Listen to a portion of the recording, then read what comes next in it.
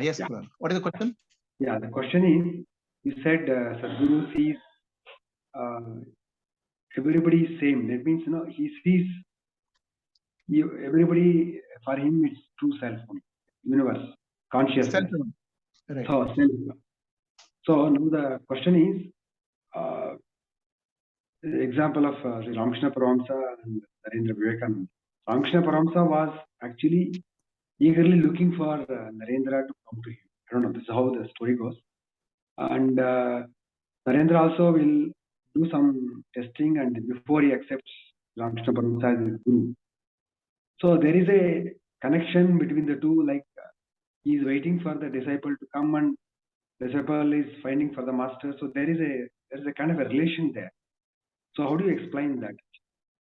See, when a master sees, I told, a master sees the self in all. Okay. And all in the self. His vision is universal. Okay. So now, a Vivekananda or any other person is not the self, it's an instrument. Like what you are, your body and mind is an instrument. The self is myself. So Ramakrishna Paramahamsa is looking for instruments which will take his message in that sense. Right? From Ramakrishna Paramahamsa's point of view, Vivekananda is the instrument who will take his message to rest of the world, in one way of looking at it. So instrument is not the self.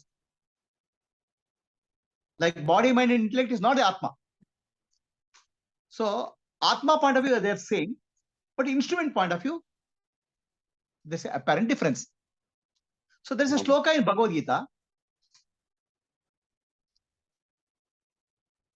Brahmane Gavi Hastini, the shloka like that. Panditaha Samadashinaha. That means a Gnani will see a Brahmana, a cow, an elephant, a dog, and a Chandala, one who eats the dog. Samadashinaha, he sees equal view. So then you start getting a confusion. This guy is not able to work properly in the world. Okay.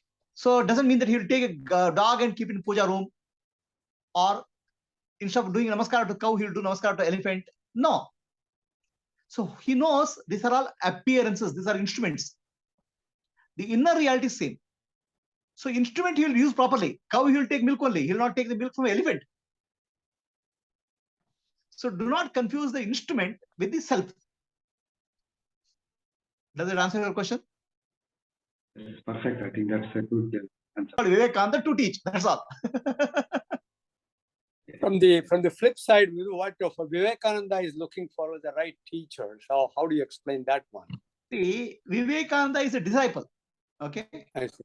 So from Ramakrishna Paramahamsa's point of view, Vivekananda is nothing but his self only, Atma only. Okay. From Vivekananda person point of view, he's to start with I am the body. So he is ignorance. So he is looking for a master to get rid of ignorance. Correct. Okay.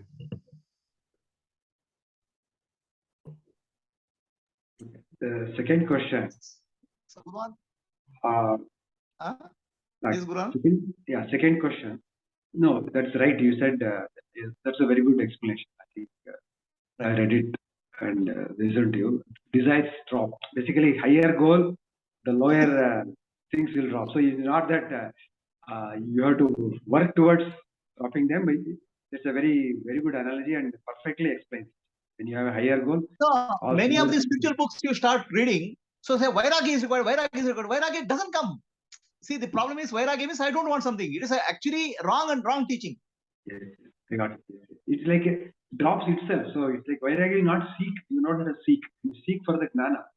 All this Vairagya comes actually. It's like it comes. It's a consequence. When you look for higher, the smaller, lower will drop. Correct. But automatically don't start dropping the lower, then it will be a very painful process. Correct. Now the question is desire for Gnana is required. Desire for Gnana. So means next question. What is the next question? The next question is, there is a desire. Yeah. Gnana, correct? That is there. But very often we hear this, asaye dukkha ke karana. The standard is being saying actually. So Right. there they classify every asa is leading to misery. So, but this asa is for gnana or mukti. So how do you differentiate? Basically, this statement So, has to be slightly different. this whole teaching is a messed up teaching. Okay. Ashe dukkha ke karana, the desire is cause for suffering. So now, every single human being has a desire. Desire is what makes you get up in the morning. Desire what makes to what you move in life. Right? Of course, the desire causes action, and action brings result. Result can cause unhappiness. Different thing. So to say because desire causes unhappiness, drop the desire is not a valid answer. Without desire, you're like a stone. A stone has no desire. Was this really given by So like that's why I'm was saying this given? No, what my question is, remember, Buddha says or Basavana says they have been like as if they have told. I don't know where. How did? no. I'm going to tell you what Krishna is saying. So Krishna is saying, Dharma aviruddho bhuteshu kamosmi bharatarshava. So the desire which is in tune with dharma is God only. Understand? So the desire is what moves you. I'm saying nothing wrong in the desire. Desire gives you movement in life. Okay? But what happens? Every desire has to result in action. Action comes back with a karma phala. Now there the problem starts. I want this type of phala. I want this one. So I don't accept, or I actually start craving for something. So there the problem starts. Desire itself is not the cause of problem. Wrong expectations of nature is the cause of problem. So I have a desire for, let's say, getting money. I can do my best. Action will happen. But money may come or may not come. That I don't have a control over my result.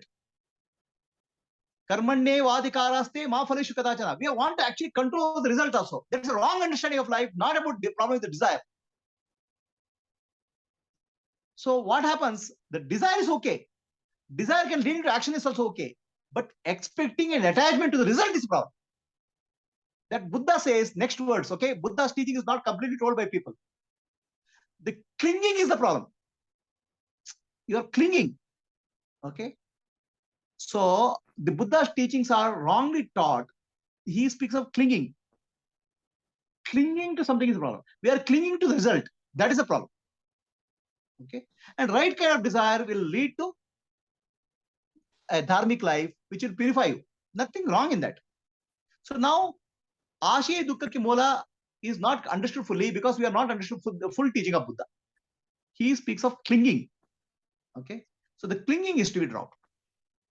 Right? I have a desire. I would do something about it. Result will come. I should not get attached. That's why gradually from desire, you start moving to karma and you move to nishkama karma. Kama karma, nishkama karma. It's a freedom. So to say the desire has to be dropped doesn't make sense. Desire can be dropped only when you have higher level desire. So if you say, I have a Maruti car, but you'll give me a BMW car, I'll drop desire for Maruti car. But a BMW car, I'll get it. So desire for higher will help me to drop the lower, but not the other way. Just say, no, drop the desire for Maruti car, I will not drop because I don't have a car. Right? So, and desire is always for happiness. Okay, I will get happiness. So the wrong understanding that happiness, objects of the world give me happiness is wrong. Happiness is wrong. So now right understanding is required rather than dropping the desire. So right understanding is that they will never naturally not crave for something. Right understanding is that karmanye vadikaraste ma phaleshu kadachana. They will not cling to results. So jnana is the solution. So next, desire for liberation is important. Others will not move. No.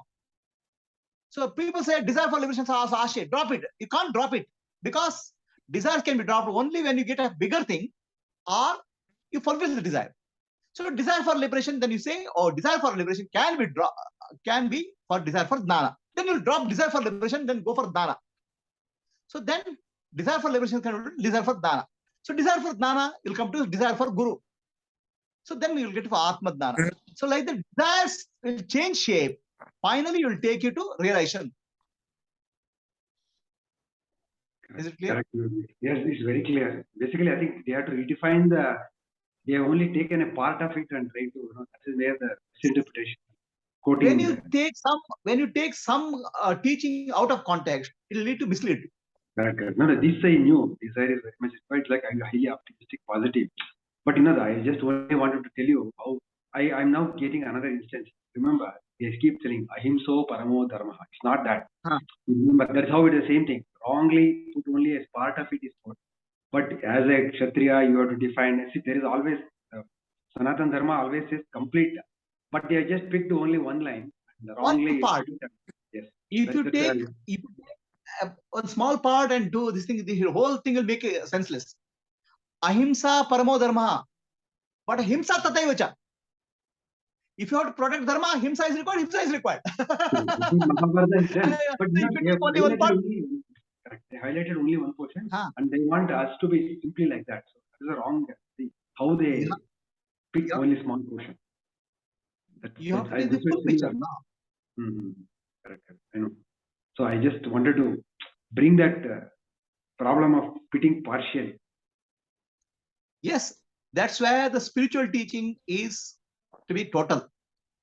Okay, now what will happen? If you mix and match the teaching from many people, that will become a karma, what's chow bath. So you will take some pieces, that it will not make sense.